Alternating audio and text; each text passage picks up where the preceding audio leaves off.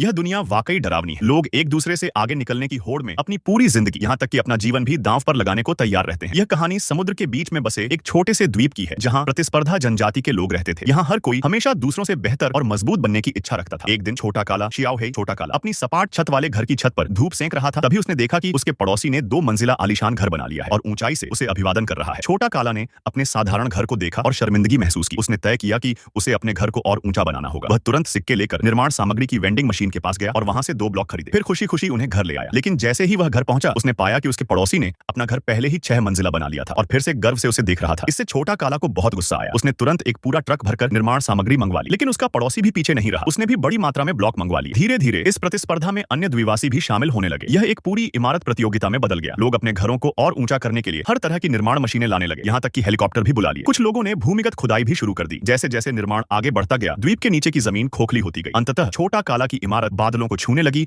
और वह अपनी ऊंचाई को देखकर गर्व महसूस करने लगा। वह छत पर खड़ा होकर चारों ओर देखने लगा और सोचने लगा कि अब वह सबसे ऊपर है। लेकिन उसी समय जमीन के खोखले होने की वजह से पूरे द्वीप का संतुलन बिगड़ गया। अंततः पूरा द्वीप समुद्र में समा गया। इस कहानी से हमें यह सीखने को मिलता है कि अंधी प्रतिस्पर्धा का कोई अंत नहीं होता और यह अंततः विनाश की ओर ले जाती है। अगर आपको यह कहानी पसंद आई हो तो इसे शेयर करें। अगले अध्याय में फिर मिलेंगे।